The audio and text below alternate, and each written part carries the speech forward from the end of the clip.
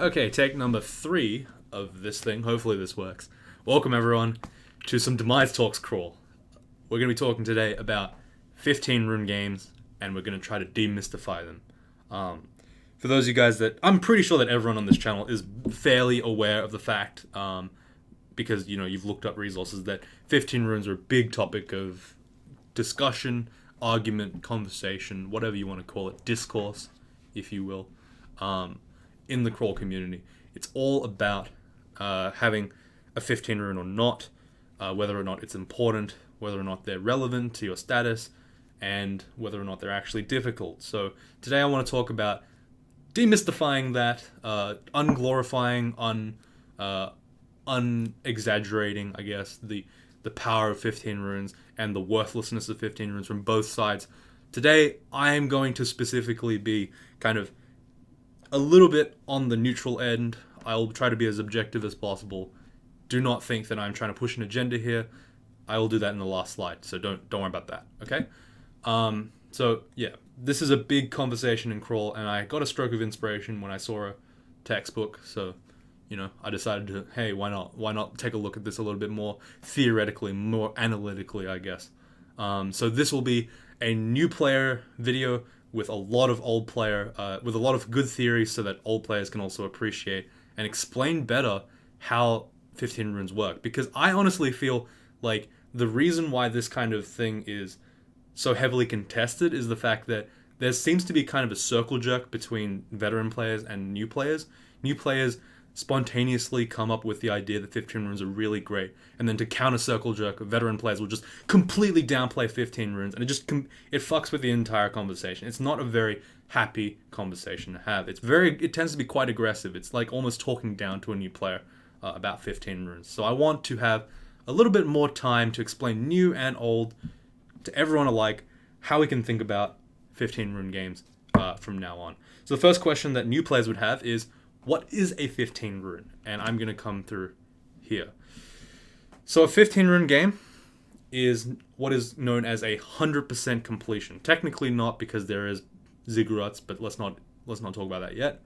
So in Dungeon Crawl Stone Soup, the goal of the game is to enter the dungeon, go down to the halls of Zot, grab the orb of Zot in the bottom of Zot, which is in the 5th floor, the most dangerous. Grab the orb, go upstairs, get to the entrance, and then leave. Once you're done with that, you've won the game. Congratulations. However, there are some things in the way that make it so that getting into Zot isn't so easy. The first thing you need is 3 runes to enter Zot, because without this, you cannot win. You cannot enter Zot unless you have 3 runes. This is known as a rune lock. There is one more instance of rune lock in the game, and that is in Vaults, which is another branch, which requires at least 1 rune to enter. So you need to have 1 rune before you enter Vaults, and then 3 to enter Zot. This is just truth. Generally speaking, there are 5 runes that you pick from. You pick 3 from. In reality, there are 3 runes that you pick 1 from, because the first 2 are always taken. Like every single game they're taken, because they're just the easiest ones to get in the game. So I've given this to you in the order in which they should be taken, roughly. Some characters will like to change it up depending, and there are certain times when you might feel like taking a different rune order is a little bit better. But usually these are the 3 runes these are the 5 rune setups that you would take for your generic run-of-the-mill game. And in the bottom left-hand corner there, I'll call them classic runes. And it looks like there are more than 5 runes there, but that's not true, because using my pointer here, I hope that OBS picks this up, but, you know, the green rune and the blue rune in the left side, and the papery rune and the stone rune over there are actually independent of one another. You cannot have both of them in the same game. So those 2 are the decaying and gossamer runes. So the runes that you want to get first are the decaying or gossamer runes. These are in Swamp and Spider, so it's the first 2 up in the top. The second 2 are in Shoals and Snake, which are the Barnacle and Serpentine runes. So these 2 down here. And these 4 runes, you'll be able to pick 2 of. You always pick those 2, and generally in that order as well. So Swamp and Spider, you want to pick first. Usually, Shoals and Snake, you want to pick second. Usually, once you do that, once you grab those 2 runes, after doing lair, so you do lair, dungeon, to 15, Orc, Rune 1, Rune 2. You go to Vaults 4, don't do Vaults 5. You do Depths 1 to 5, and then you pick from one of 3 of your third runes, which I'll call Capstone runes, just because it's easy to say. These Capstone runes will be either the slimy rune, which is in the bottom of slime pits, the silver rune, which is in vaults, and the abyssal rune, which is in the abyss. Usually you'll pick slimy if you have Arc Corrode, resist corrosion. Otherwise you'll pick vaults, and sometimes if you're a stealthy character or you're Ashen Zari, you'll really like having the abyss rune because it's not that hard for characters like that.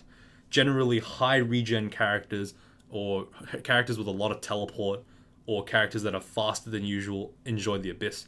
But other than that, you usually go slime or silver. If you're going for a 15 rune though, there are more than 5 runes that you pick from. And I've done this in order of how you actually do a 15 rune so that we don't have to continue and explain more stuff. So in your 15 rune run, you'll be able to find 10 more runes in what is known as the extended endgame, which is when you have gone beyond your endgame. So usually in your 3 rune game, you get the 3rd rune, the Capstone rune, and then you go to Zot, and then you finish the game. That's it. When you're going into extended endgame, you go and you can clear Zot or you can not clear Zot. It's up to you, but usually you clear Zot. And then you continue on playing. Don't pick the orb up, obviously. That's a different thing altogether. Don't pick it up. You go back, you find more runes, and then you go pick the orb up. So yeah. You'll first find your first 5 runes, all 5 of the classic runes. You'll pick all those up. Then you can find 10 more. So these are the ones that you can get. There are 5 in Pandemonium, which is accessed from the halls of Pandemonium.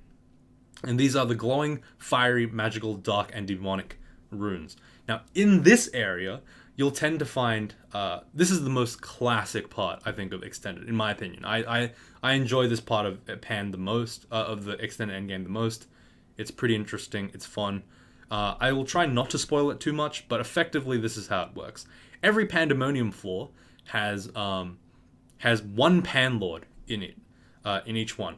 A Panlord is a randomly generated high-level boss demon with randomly generated speed, health, dodge, armor, and spells, and like an actual attack damage. Some of them actually have distortion-branded attacks on their claws, so you got to be a bit careful. In 4 of these floors, you will be able to find a specific, what is known as a unique Panlord, which is a Panlord boss. And the fiery, glowing, magical, and dark runes all have these bosses. And we can talk about those. We don't have to talk about those because they're just know that they're stronger than average Panlords, and they will be very difficult to fight. And each of those are guaranteed to have 1 Pan rune each, so those 4 respectively. Once you leave a unique Panlord's floor, you cannot return to that. So if you decide to quit halfway through that floor, you cannot get that rune, and you cannot get 15 runes ever. In that game.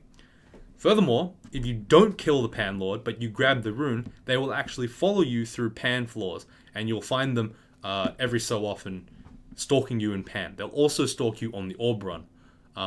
So you can kill them, you can run away. It's honestly not that big of a deal, but usually you'll kill them if you're a generic first timer 15 rune. You just want to experience killing a Panlord for yourself, a unique Panlord, and you'll be able to figure out what all the hype is about. The 5th rune in Pan is called the Demonic rune, and this one shows up only in certain floors, and these are randomly generated. So an example, there are a few examples that I can think of, but the 2 most prominent ones are known as Hellion Island, which is literally exactly what it says. Hellions are small, fairly squishy demons that can both smite you and hellfire you, making them incredibly dangerous. And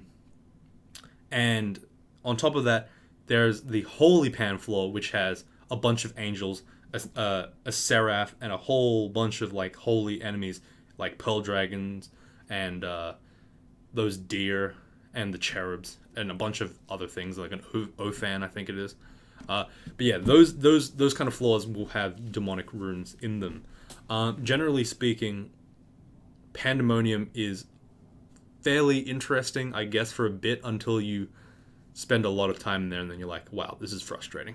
The reason why is because Pandemonium is infinitely generating. You can just keep going into it forever and ever. And usually when you're finding a demonic rune, you'll be doing that for a very long time. Your strategy is generally just dive any floor that's not unique, get the 4 runes, and then just kind of half explore demonic runes until you find a full floor like a Hellion Island or something, or a Holy Pan floor, and then do that one and get your 5th rune. So that's Pan. There are then 4 in Hell.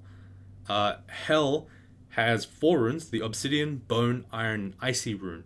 Now these are found in the Vestibule of Hell. In order to open the gates of Hell, you must kill Geryon, who is a small boss in the Vestibule of Hell. He's not very difficult by that point, so you'll have no problem taking him out. He's not too bad. But Hell is a bit different. The way Hell works is every single one has, I believe, 7 floors. Pretty sure it's 7, yeah. Each of the 4 Hells has 7 floors. And you'll be able to go into the Iron City of Dis, the Flaming City of Gehenna, the Hell of Cocytus, forgot what the hell the name is, and there was one more and I completely forgot it. Dispeter, nope, Iron City of Dis, and Tartarus, there we go, Tartarus, which is, I believe, the Obsidian, no, it's the Bone Rune. The Bone Rune is Tartarus, there we go. So in Hell, the way this works is there's no loot on the floor, and there are enemies scattered all around the place, and there's a portal that you enter into Hell with. Now, you can keep going downstairs, but if you go upstairs at any point through a portal, you go all the way back to the top. So it's kind of just a race to the bottom. On top of that, there's no loot in there, so there's no point exploring. And on top of that, every so often, Hell will just throw random shit at you. So they'll just, for example, they'll paralyze you, or they'll smite you, they'll drain you of your stuff, of your stats. They'll summon a bunch of undead or demons or dangerous stuff around you, etc. And they'll just do a bunch of rad shit that hurts you. So effectively, your strategy in Hell is just dive, and then get down to the bottom to find the rune. Now, guarding each rune is a Hell Lord, and each Hell Lord has their own special thing. Again, I'm not going to spoil it too much. I'm going to let you guys explore it if you want. Those of you guys that already have done it, you already know how it is. The only thing I can say is the Icy rune is the hardest one. So generally speaking, you'll do that one last. Finally, there is the 15th rune in Tomb, which is found in the Crypt. The Tomb is home to ancient mummies, and it's a bunch of dangerous shit. It's extremely dangerous, in fact, because mummies are able to smite you, torment you, and when you kill them, they have death curses, which can also smite and torment you, and slow you, and other things. So it's a very dangerous branch, which is why I generally do it last. Tomb 3 is... It's an experience. It's definitely an experience, especially with the new nerfs. I won't explain that again because it's a bit too spoiler. I'll try to be as spoiler-free as I can. But yeah, Tomb 3 is an experience. If you'd like to see a full 15 rune run, take a look at my Tengu Hunter. That one will kind of walk you through. It's a little bit of a tutorial, I think. So have a go at that. How long we got? Jesus, I've been talking for 13 minutes already. All right. So now let's talk about... So now that we know exactly what a 15 rune is, in detail, we know exactly what a 15 rune is, let's talk about what the hype's about. So for a new player, and for players, for young, aspiring players, for entrance into the genre and into Dungeon Crawl Stone Soup more specifically, a 15 rune is a 100% completion run, which is very attractive for conventional players. Why? Because it's literally finishing the game. You've actually completed 100% of the run, which is something akin to like platinuming a game, finishing it to its completion. So it is the game where you get to see everything there is to see. And this is especially important in a game as difficult as Crawl. Crawl is a fucking hard game. Let's not understate it. It is a difficult game. It's very easy from when you're in my position and in other highly skilled positions to understate the difficulty of Dungeon Crawl Stone Soup. But the reality is, a lot of the time, it's a fucking hard game. It's very, very hard to complete. So getting a 15 rune is obviously the pinnacle of achievements for Dungeon Crawl Stone Soup. Fair, right? Absolutely fair. And this flows into this perceived level of difficulty. This is what I want to kind of talk about. This is the theoretical side of this. So as you can see in this figure here, I have a difficulty to time graph. and I've plotted how a new player would generally perceive difficulty as the game continues. So you can see there, it's a upward sloping line. The red star indicates the 3 rune point, and the 15 rune, the green star is the 15 rune point. That's fairly non-controversial, right? The reason being is, well, if 3 runes is hard, then 15 runes must be harder. The reality is quite different to that, though. But I will say this. The perceived difficulty for a new player is actually often the actual difficulty of said new player, because they perceive it to be as such. Or they're fairly overconfident with their character, meaning that new things take them off completely off guard. It catches them unawares. Because the 15 rune, generally speaking, the first time someone goes into a 15 rune, unless they've already been spoiled, they're going to run straight into the first thing that kills, that is dangerous, and then it just straight up kills them. And they'll be like, well, that fucking sucks. That's overpowered. But the reality is, if you know what you're doing, and you know how the game works, in this case, it's a complete steamroll. And this brings me to the actual difficulty theory that I wanted to talk about. This is what I believe is a fairly general representation, using a couple of assumptions about the difficulty rating and between over time. Now, this is obviously very different. Different characters have very, very, very different styles of, very, very different curves. But this is generally how it works.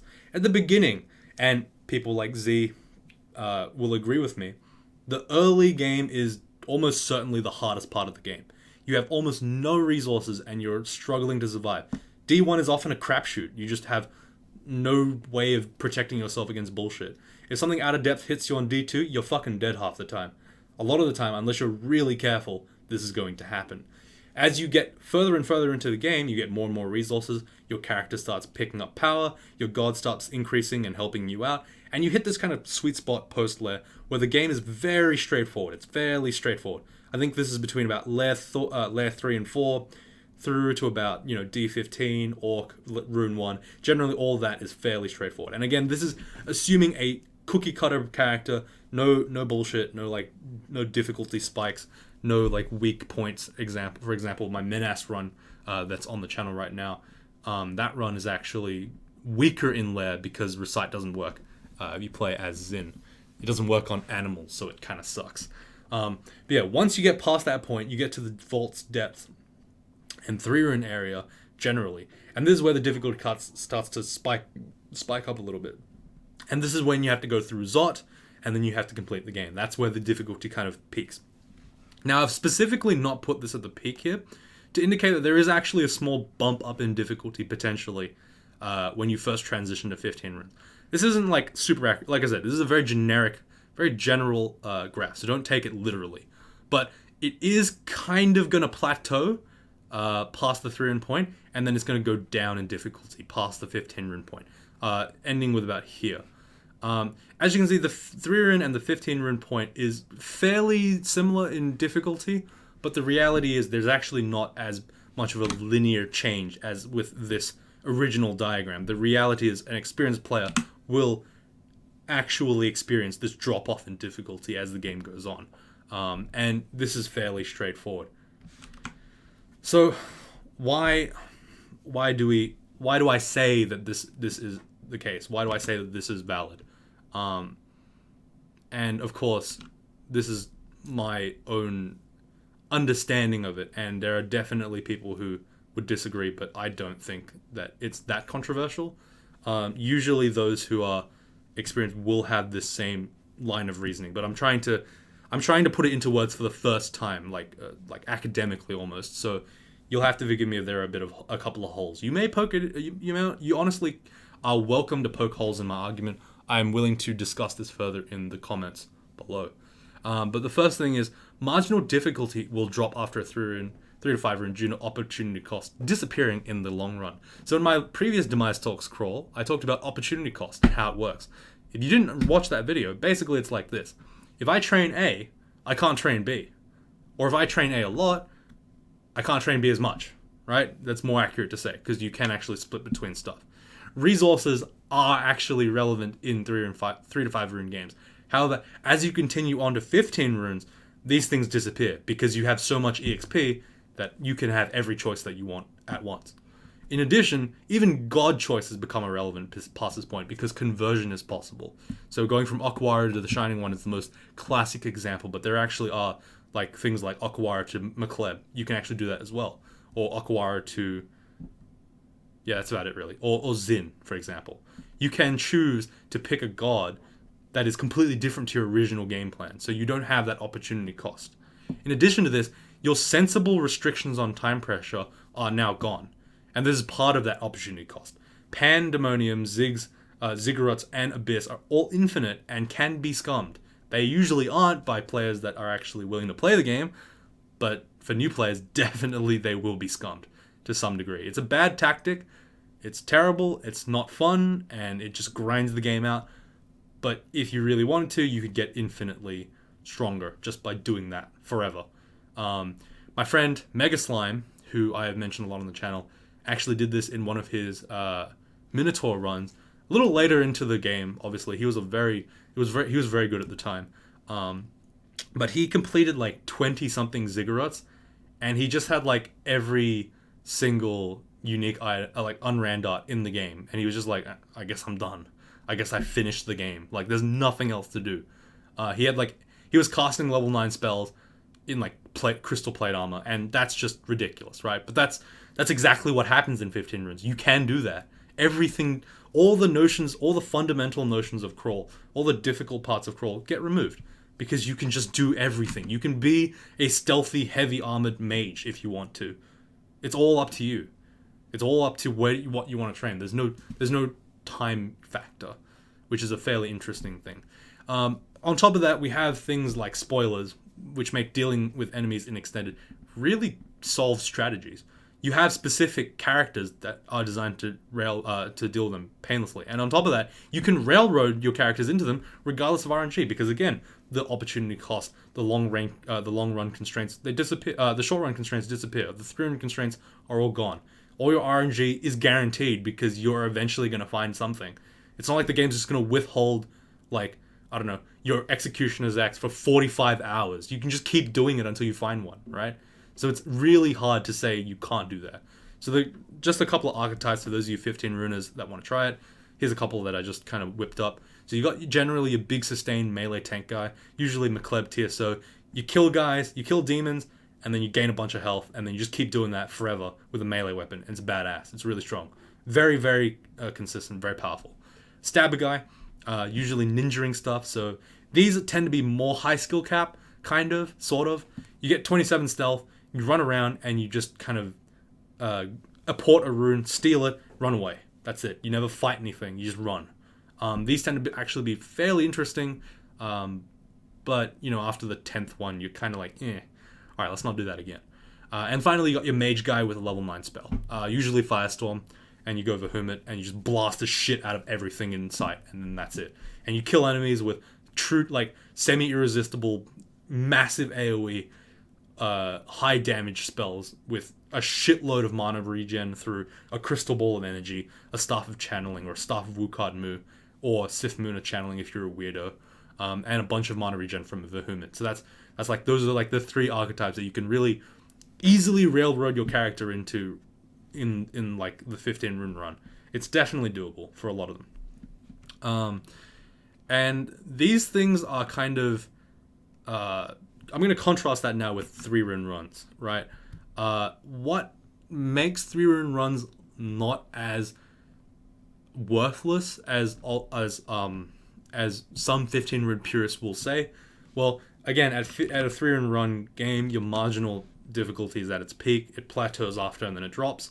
Zot is really challenging at that point in the game because obviously you're running on a limited time frame. You've got a limited amount of resources. You can't do all the long range constraint things, but you are still going to do the 3 rune game, right? You still have to approach Zot.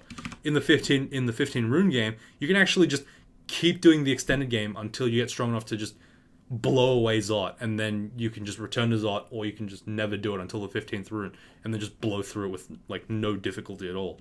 So it's completely possible. Your character is forced to take dungeon RNG, making it much more interesting for strategic decisions. If your character gets a really great weapon, Cool, I'm going to use the really great weapon. In a 15 rune run, I don't give a fuck what I get. I'm just going to get the best weapon I could possibly need, and I'm going to pick it. If I'm going axes, I'm going to get an executioner's axe, either through requirement or just finding one and making it on my own. I'm going to use a battle axe +9 of holy. It's always going to be there, right?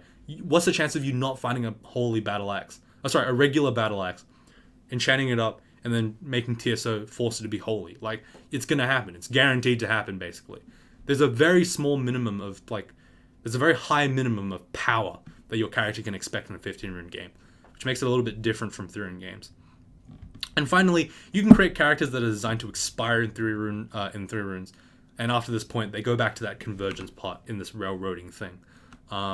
But I've just listed some examples below, 2 from just general. So Fedass and Ured, they're really interesting in the 3 rune game, and then they're shit, like complete shit in 15 rune games.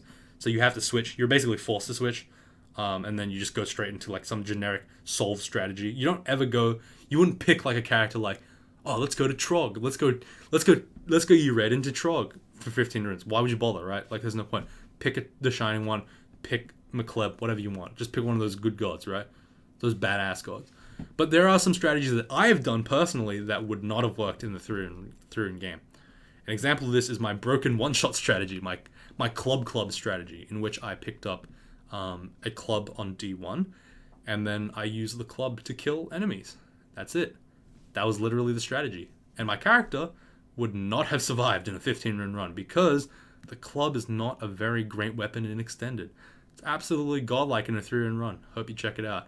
But another strategy that I did a little bit earlier was actually a demon spawn hunter of Quaslal in the rock throwing man strategy. I got the blood to fire. Mutation off demon spawn. I got Quaslal. I threw rocks. The rocks made the enemies bleed, and the enemies bled and then set on fire. Fucking badass strategy, right? Doesn't work in extended. Why? Because rocks aren't strong enough to kill demons, and secondly, because they don't bleed. So the strategy didn't work, simply because I just didn't have... I can't do it, right? I just don't have the strategy. So let me talk about, for a bit, what I am concerned personally with fighting, right? Me personally. My official stance on the matter, as a channel in general, is the 15 rune run is fine.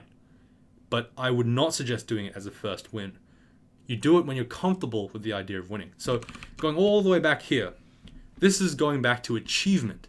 A lot of players will believe that getting a 15 rune as their first win is an actual achievement. And in reality, anyone worth their salt doesn't really give a fuck about when you did your 15 rune, because they actually know that the 15 rune is this, right? It's not this, it's this. On top of that, while it seems more difficult, the reality is basically everyone and their mother past 10 wins has a 15 rune already. So it doesn't matter when you get it, so much as you just have it. It's more of a tick. It's more of a checkbox to tick than to say, I got my 15 rune as your first win. It actually doesn't matter. Like, it really doesn't matter. But people do think it's an achievement. People think that it's an impressive thing. And I'm going to be completely honest with you here, no one really gives a fuck. Like, it doesn't really matter. If you get your first 15 rune win as your first win, your third win, your fifth win, your 20th win, it's always a 15 rune. It's good. But getting as your first is not particularly interesting. People have done it before. People have done it with more interesting builds than you have. You don't need to think about it, right? There's a lot of it's a tried and tested strategy. We all know how it works. Like, don't get into the mindset of thinking that it's more impressive to get it as your first win than your third or your fifth. Just do it when you're comfortable with the idea of winning. And when I say the idea of winning, I also mean the idea of losing. So I mean, when you're comfortable enough with winning, that losing a character in a 15 rune game doesn't matter quite as much to you, because you can do it again consistently. Even if by consistently I mean once a week, right? If you can get a character to a winning state once a week, you are completely fine to do a 15 rune, because it just means that if you lose, you're not going to feel like you threw your entire life away. The reason why I take this stance is because my role is primarily primarily that of an educator. This channel is an educational channel. It is a theory-based channel, and it talks a lot about getting your first win and talking about getting a lot of wins in general. And the purpose of my transmission, the purpose of the transmission mechanism that is YouTube, is to avoid white noise. As an educator, I need to avoid white noise. I need to make no-nonsense statements that have very, very few ways of being misinterpreted. And if I can do that, then it's more likely that my message will be understood and it will be absorbed. This is why I always say don't do elf. I always say that.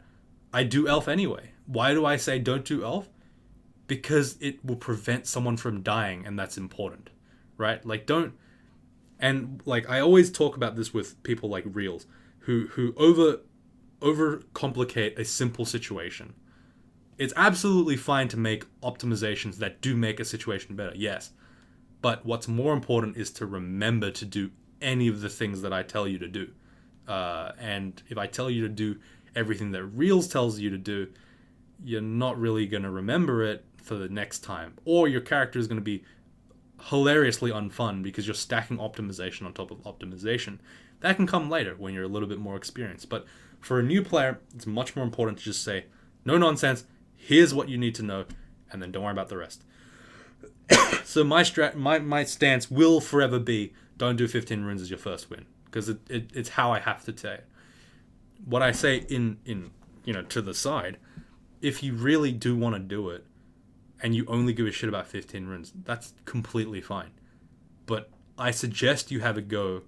I always advocate 3 runes because that's my area where I believe is most difficult. It's the most fun it's the most fun in the game. It's the least grindy, and it's the most interesting. Having said that, if you only like doing 15 runes, only do 15 runes. That's fine. But remember that there are a whole subset of the community that doesn't give a shit about 15 runes. So don't expect it to be a universally accepted, like, glory thing. And that, like, it's all about what you perceive. If you perceive that if you're doing it because you enjoy 15 runes, that's all the power to you. I actually fully support you. Do it. If you're doing 15 runes to impress other people, like, just don't, because no one gives a shit. Like, real talk, no one gives a shit. Like, if you go on a 15 rune rant in Reddit or in Tavern or in YouTube or anywhere or anyone who has any experience, you're gonna get fucking roasted, like destroyed. Like, Jesus Christ, it's disgusting how much the circle jerk destroys you. But, like, just remember that that's gonna happen to you if you go into the mindset of, oh, 15 runes better than 3 runes all the time, gonna only do 15 runes, blah. Right? The reality is it's not that big of a deal. Just accept that it's not a big a deal. And if you like doing 15 runes, great, do it. Everyone will accept that. Like, no one's gonna be like, oh, you're a fucking idiot because you only do 15 runes. Because in reality, a 15 rune win is a win. In fact, it is more than a 3 rune win. That's true. It's just that, like I said, you can't come at it from that style.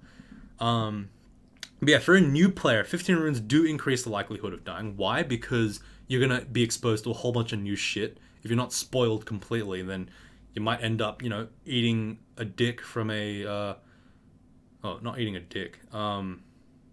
Eating some torment, eating some hellfire from some mummy, and then just getting your head slammed into a wall and then dying. And that's going to really piss you off. That's your first win. And I'm going to give you guys a real story, because this one has been told once on the channel before, but I will say it one more time just because it's an interesting story. I was once one of those people. I was like, my boy Mega Slime won a fucking 10 rune game as his first win on his 3rd game. He played 3 games. It wasn't 10 actually, it was 7. He played 3 games of Dungeon Crawl Stone Soup, and he won on his 3rd game. And not only that, it was more than 3 runes. And I was a young, brash, hot-blooded beast of a person. Like, literally a hunk of sex, like a chunk of sex appeal had just kind of dripped off of Ryan Reynolds' abs. And that was me, right? But that's beside the point. The reality is, I was young and I was hot-blooded and I was like, oh, how am I going to make Mega Slime get real fucking pissed? Ooh, I gotta show him up. I gotta beat him up. Because at this point, I'd lost about 554 times, or more. I remember counting how many times I died by renaming my character every time I died. I got to 254, and then I stopped because I got depressed. But yeah, I finally got my Minotaur boy to get to 2 runes. I got my first rune one night, right next to me, on my left. You don't know what that means, but I'm pointing to the place where I got my first rune. It was about 9:30 at night. And I was like, I'm doing it. I'm becoming the winner.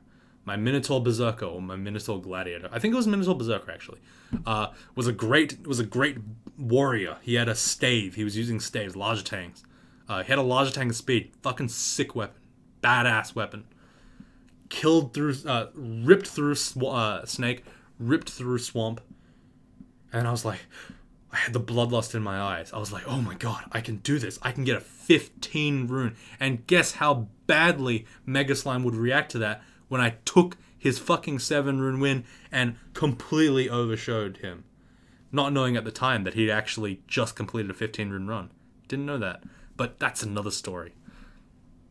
And then I said, okay, fuck it, let's go. Switches to the Shining one in Abyss. Grabs the Abyss rune. Yes, nice. I'm at 3 runes now. Actually, no, I think I did Vaults first, so I did 4 runes already. Sweet. Do Slime. Yes, awesome, badass. I'm the best. I'm fucking godlike at this game.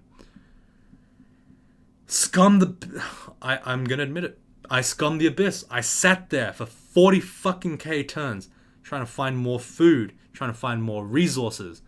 And I did that shit and it burned me. And I was like, I can do it. Yes, I'm doing it. My 6th rune was in Cocytus. And for those of you guys that know what Cocytus is, it's a hellhole because Antaeus is there. And he fucks you up. I consider him to be the strongest individual in the entire game. His lightning bolts and his cold bolts can hit you for 70 to 80 damage in a single turn. But I said, you know what? I got RC triple plus. I'm fucking Gucci. Let's go. Let's fucking do this. And this is actually the story of how I threw my Wormbane into the ocean before my death. But that was a different story. But I did have Wormbane at the time. Wasn't using it because I was using a larger tank of holy. Badass weapon, right? Turns out not that good. Not actually that good. Large tank's not that good in extended. Nope. Get down to Cocytus 7. I'm like, rocking up. What's up, my bitches? Killing all these idiots. Destroying all these ice things. I'm like, fucking easy fucking peasy, bro. And then I find Antaeus. Smashes my fucking shit in. 30 damage. It's fine. It's all good. 55 damage. Okay, what's going on? 75 damage. Wait, what the fuck? I blink past him. 30 damage. Oh shit. Heal wounds. Okay, I'm back at half health. Grab the rune. Boom, 80 damage. I'm dead. And I sat there in my bed, or I sat there on my table, I think, or at my table. And that was that moment where I was like, I'm going to quit this. Fuck this game. I'm never playing this game again. Of course, I played the next day, but, that was the worst time. This is the least fun I've ever had in Dungeon Crawl Sims. That moment there, when I went in unspoiled, and I fucking died to Antaeus as my 6th rune. That hurt. That really fucking hurt. And you know what? It was several months, or several weeks, I think like 3.5 weeks before I got my first win. It was insanely frustrating because that character was guaranteed to win had I played it. And I lost my first win. I lost my first win to the 15 rune trap. And that's why, for those of you guys that have not won yet, I suggest having a go at your 3 rune win first. Because I actually did finish my 15 rune win as my 3rd or 4th win. I did a I did a Mental Berserker, Hillock Death Knight of Zin, because I'm a retard. And then I did the classic Deep Elf Fire Elementalist 15 rune Ashen-Zari. Very interesting run. Got all the level 9 spells. Very interesting. But that's when I got my 15 rune win. I got my 15 rune win as my 3rd win, not my 1st. And I could have gotten it as my 4th win, but I died, so fuck. Unlucky. And there's a bunch of theories why that's harmful to me as a player to not get that first win, but I'll talk about that in another video. Because now, we're done with the video. So thank you guys so much for watching. Make sure to like and subscribe. Here's a bunch of pictures of doggos, because I like dogs. I also like cats. I like cats more than dogs, but these are very cute dogs, so I like that. This is one that's being touched by a bunch of cows. You like that? Yeah, I knew you'd like that. Therefore, you must like and subscribe. The logic here is flawless. See, this is like me, and this is like all you guys. Yeah, like that? That's kind of cool. I like that one. That's a cool dog. I like that dog. Anyway, that's it for me. Welcome. Thank you guys very much for watching. Really appreciate it. Let me know what you guys think in the comments. Did you think it was helpful? Do you think it's not? Do you think I'm full of shit? Do you think I know what I'm talking about? Holy fuck, this is a 40-minute recording. Alright, I'm done. Bye.